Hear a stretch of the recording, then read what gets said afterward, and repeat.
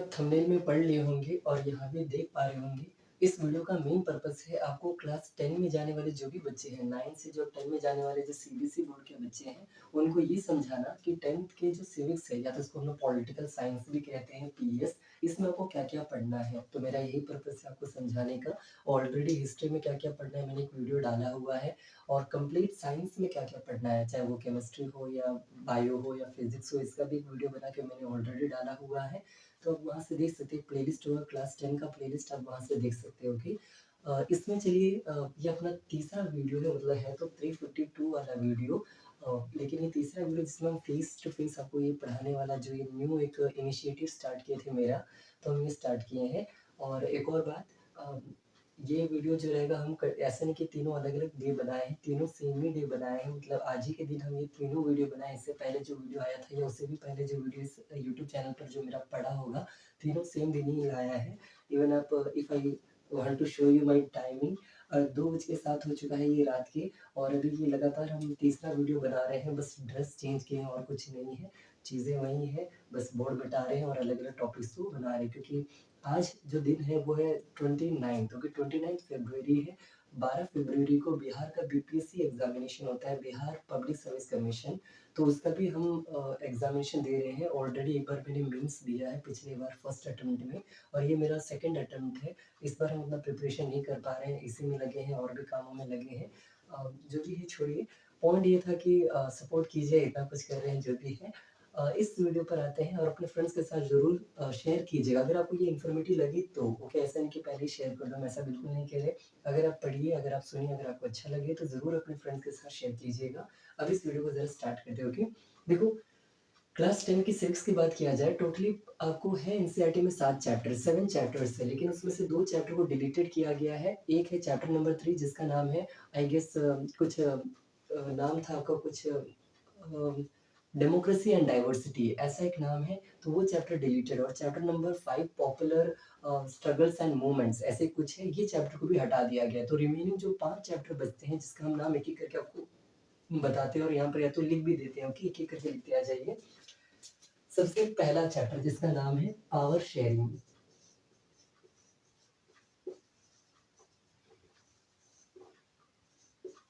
Second chapter जिसका नाम है जो आप लोगों को पढ़ना है वो वाला चैप्टर बता रहे हैं federalism. Okay, second is federalism.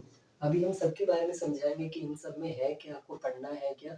Even I am a SST specially civics teacher, civics and economics, तो ये मेरा ही सब्जेक्ट रहेगा यहाँ पर।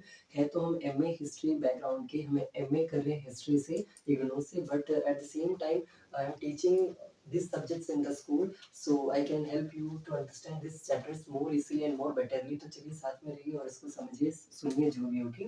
Second chapter is called federalism. Our third chapter is called religion, gender, religion and caste। Okay, the third chapter, gender, religion and caste। our fourth chapter जो आपको civics में पढ़ना है क्लास 10 में आने के बाद, जिसका नाम है पॉलिटिकल पार्टीज। Political parties.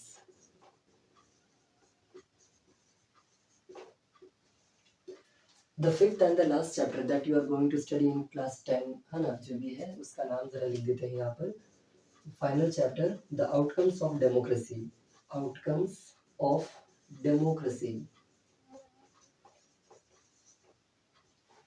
तो नाम तो आपको यहाँ दिख रहा है चैप्टर्स का, लेकिन आप समझते हैं कि इन चैप्टर्स में है क्या, आपको पढ़ना क्या क्या है। Okay, starting from the first chapter जिसका नाम है पावर शेयरिंग। इसमें आप बेसिकली 2 स्टोरीज पढ़ने वाले, 2 स्टोरी, एक है बेल्जियम नाम की कंट्री का और एक है श्रीलंका नाम की कंट्री का। बेल्जियम जहाँ पर पावर शेयरिंग हुआ था वो देश कैसे आगे जाके बदला, और श्रीलंका जहाँ पर पावर शेयरिंग नहीं हुआ उस कंट्री का क्या हालत था। ओके, तो इट वाज सिंपल स्टोरी, बहुत ही आसान सा एक स्टोरी है। आपको दोनों कंट्री का बारे में पढ़ना है, किस देश में क्या हुआ, उस देश में क्या हुआ, बहुत एक simple story. Okay, so we will learn more about that story. And यहाँ पर कुछ टर्म्स पढ़ोगे इस चैप्टर में, जैसे कि कोलिशन गवर्नमेंट क्या होता है, कम्युनिटी गवर्नमेंट क्या होता है, मेजोरिटेरियनिज्म क्या होता है। कुछ एक्ट पढ़ोगे जैसे कि ऑफिशियल लैंग्वेज एक्ट जो श्रीलंका में लागू किया गया था उसके बारे में आप जानोगे।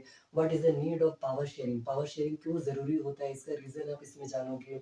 देन इस चैप्टर में जो लास्ट पेज में एक सेकंड लास्ट पेज में हेडिंग आता है modern forms of power sharing. So what are the different modern forms of power sharing, आपको ये पढ़ना है इस चैप्टर के अंदर। और उसमें बहुत सा मतलब वो page one of the most important page, इसमें आप जानोगे vertical division of power, horizontal division of power, federal division of power, system of check and balance and so many terms. Okay, so ये एक ऐसा चैप्टर रहेगा यहाँ पर जो आप पढ़ने वाले हो। अच्छा चैप्टर है, इंटरेस्टिंग चैप्टर है, छोटा सा चैप्टर है, पढ़ने लायक है, तो हम लोग ये पढ़ेंगे। ये चैप्टर सेकंड चैप्टर जिसका नाम है फेडरलिज्म। फेडरलिज्म नाम के चैप्टर में अगर आप आओगे, सबसे पहले आप तो उसका डेफिनेशन पढ़ोगे, what is the definition of federalism, जिसको फेडरल फॉर्म ऑफ गवर्नमेंट भी कहते हैं। देन उसके में आप पढ़ोगे यूनिटरी फॉर्म ऑफ गवर्नमेंट क्या होता है, मतलब एक फेडरल फॉर्म ऑफ गवर्नमेंट होता है, एक यूनिटरी फॉर्म ऑफ गवर्नमेंट होता है, दोनों ऑपोजिट होता है, just like a boy and a girl, है ना, ऑपोजिट सेक्स। तो यहाँ भी आप इस तरह दो टर्म्स पढ़ोगे, unitary form of government and federal form of government. Then you will be learn और study about the features of the federalism, या what is the need of federalism, या what are the functions of federalism। तो ये सब इस chapter में पढ़ने वाले फेडरलिज्म से रिलेटेड। और भी अगर पूछोगे फेडरलिज्म में पढ़ने वाले क्या हो, so if I remember federalism में आपको पढ़ना क्या है, ये टर्म्स के बारे में पढ़ना है, जैसे फेडरल वर्ड कहाँ से आया, फीडर्स, ये हम अपने इवेंट से एक्स्ट्रा बताएंगे, आपको नहीं पढ़ना है, सॉरी। हाँ, आपको पढ़ना क्या है, अगर आप पूछेंगे तो आपको एक चीज़ पढ़ना है, types of federalism. There are two types of federalism according to your NCERT, they are coming together federation and holding together federation. So you will be learn about these two types of federation, one is coming together and one is called holding together। ये क्या है आपको हम ये भी पढ़ाएंगे। then what makes India a federal country, ऐसा कौन सा चीज़ है जो भारत को फेडरल बनाती है, ये आप जानोगे। ये how the federalism is practiced in India, India में फेडरलिज्म को कैसे प्रैक्टिस किया जाता है, मतलब ऐसा जो तरीका क्या आप वो जानोगे। आप इसी चैप्टर में इसी टॉपिक के अंदर आप तीन चीज़ें और पढ़ोगे, जैसे कि यूनियन लिस्ट, या इसको सेंट्रल लिस्ट भी कहते हैं, then state list and concurrent list and residuary subjects, बहुत सारे न्यू टर्म्स आप पढ़ने वाले हो। देन इसके अलावा अगर आप पूछोगे, आप और पढ़ोगे लिंग्विस्टिक पॉलिसी क्या होता है, लैंग्वेज पॉलिसी क्या होता है, and one more thing that is called inter state और सेंटर स्टेट रिलेशनशिप के बारे में आप पढ़ोगे। तो इसमें थोड़ा हार्ड टाइप टॉपिक है, हम ये कह सकते हैं, मतलब समझने लायक टॉपिक है। Okay, and one more the most important topic of our chapter federalism. Federalism के अंदर सबसे मोस्ट इंपॉर्टेंट अगर आप पूछोगे वो क्या पढ़ना है, तो वो भी जरा सुन लीजिए। फेडरलिज्म के अंदर सबसे इंपॉर्टेंट टॉपिक का नाम है डिसेंट्रलाइजेशन। ओके, सुनिएगा है क्या, देखो एक होता है सेंट्रलाइजेशन, जब सब पावर को छीन के एक जगह दे दिया जाए, सपोज दैट प्रेसिडेंट, इसको हम सेंट्रलाइजेशन कहते हैं। And the same opposite to this, जब पूरे पावर को डिस्ट्रीब्यूट कर दिया जाए, it is called decentralisation. Suppose that there is central government, state government, local governments. Local government भी दो तरह के हो सकते हैं, इसी को पंचायती राज इंस्टीट्यूशंस कहते हैं, पंचायती राज्यों के, जैसे कि जिला परिषद, देन ब्लॉक पंचायत जिसको हम लोग मंडल कहते हैं, तो पंचायत समिति कहते हैं। And after that the gram panchayat, इसके भी नीचे होते हैं ग्राम सभा, उसके भी नीचे होते हैं वार्ड। होने के लिए बहुत कुछ होता है, लेकिन आप कुछ सिंपल टर्म्स जानोगे, कुछ हद तक जानोगे, एक लेवल तक जानोगे। देन आप और भी कुछ जानोगे, नगर निगम क्या है, नगर परिषद क्या है, नगर पालिका क्या है, डीएम कौन है, डीएम का काम क्या है, तो ये सब आप जानने वाले हो डिसेंट्रलाइजेशन के अंदर। और डिसेंट्रलाइजेशन का इंपॉर्टेंस क्या है, मतलब what are the major steps taken during 1992 in decentralisation, इस तरह से एक टॉपिक आप पढ़ोगे। एक और चीज पढ़ोगे, what was the basic idea behind decentralisation. ये सब मैंने ऑलरेडी कवर्ड किया, बट उसमें हमने चेहरे से नहीं पढ़ा है, तो वो वीडियोस भी चाहे तो देख सकते हो क्लास 10 वाले प्लेलिस्ट में, या तो अब हम फिर से इन सब चैप्टर्स को दोबारा बनाएंगे, बट इस टाइम थोड़ा डिफरेंट। ओके, इम्प्रूव कर रहे हैं अपने आप को, और क्या है ना, इतना ही कह सकते हैं। चलिए आगे बढ़ते हैं। तो वो अच्छा चैप्टर है, पढ़ने लायक है, बहुत कुछ है। थर्ड चैप्टर जो आपको पढ़ना है, that is called gender, religion and caste. नाम में ही आपको दिख रहा होगा, जेंडर मतलब क्या होता है, there are basically two gender. Normally आप मान के चलो, होने के थ्री जेंडर्स होता है। अभी हम लोग दो पढ़ते हैं, मेल एंड फीमेल। इनके बीच में सेक्सुअल डिवीजन ऑफ लेबर कैसे होता है, मतलब हम लोग कहते हैं ना, लड़की लोग घर के अंदर का काम करेंगे, लड़के लोग घर के बाहर का काम करेंगे। तो इस तरह का जो कंटेंट है, टॉपिक्स है, आप इस चैप्टर में इसमें पढ़ने वाले हो। पैट्रियार्कल सोसाइटी और मैट्रियार्कल सोसाइटी। पैट्रियार्की क्या होता है, जिसमें पुरुषों को ज़्यादा महत्व दिया जाता है। इवन इंडिया में भी यही प्रैक्टिस किया जाता है, लड़कों को ऊपर, और समझ लो जो भी हो, है ना। देन वो चीज़ों के बारे में आप यहाँ जानोगे। देन कुछ कंट्रीज़ के बारे में जानोगे, जिसको नॉर्डिक कंट्रीज़ कहते हैं। नॉर्डिक कंट्रीज़ को स्कैंडिनेवियन कंट्रीज़ भी कहते हैं। कुछ 3 कंट्रीज़ के बारे में जहाँ पर वुमेन पार्टिसिपेशन ज़्यादा है, मतलब ज़्यादा है when compare to other countries. Okay, जहाँ पर वुमेन्स इलेक्शंस में भाग लेती है, सरकार में वो नेता-वेता बनती है, ये सब आप जानोगे। देन उसके आगे बढ़ोगे आप जानोगे रिलीजन के बारे में कि रिलीजन कैसे जैसे रिलीजन के बारे सेक्युलरिज्म ये टर्म्स के बारे में जानोगे। देन रिलीजन वाइज़ मतलब हमको ये अभी इतना याद नहीं आ रहा है, पता है हम भूल गए जो भी है। रिलीजन के बारे में जानने वाले हो कि ये बस इतना समझ लीजिए रिलीजन रिलेटेड टॉपिक्स पढ़ोगे, role of religion in politics, then secularism, then यही सब इसमें आप पढ़ने वाले हो, ओके। देन कास्ट अगेन वही है, role of caste in politics, role of politics in caste, then communalism क्या होता है। तो ये सब टर्म्स खेलने वाला एक चैप्टर है, थोड़ा ये hard chapter when compare to this two chapters. ये इजी भी है, अच्छा भी लगता है पढ़ने में, मजा आता है। लेकिन यहाँ से आपको जो बोरिंग वाला जो फीलिंग होता है वो स्टार्ट हो जाएगा, ओके। तो ये है chapter number 3। Moving towards the fourth chapter, it is one of the easiest chapter we have, okay. तो जैसे कि चैप्टर नंबर 4 का बात कर रहे हैं पॉलिटिकल पार्टीज, इसमें क्या पढ़ना है? देखो पॉलिटिकल पार्टी में अगर आप आते हो, बेसिकली आप ये पढ़ोगे what is the definition of political parties, then what are the component of political party, जैसे लीडर होता है, उसमें एक्टिव मेंबर्स होता है, उसमें सपोर्टर्स होते हैं, ये सब जानोगे। न्यू टर्म जानोगे जैसे कि पार्टीशनशिप, व्हाट इज पार्टीशनशिप, ये आप जानोगे।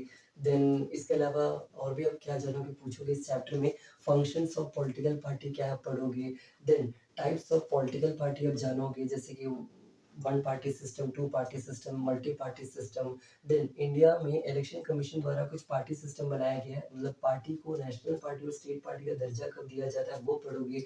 इंडिया में 7 नेशनल पार्टी जो है, 7 to 8 नेशनल पार्टी आपके एनसीईआरटी में 2 पेजेस में उनके बारे में पढ़ाया गया है, तो आपको नेशनल पार्टीज के बारे में पढ़ना है।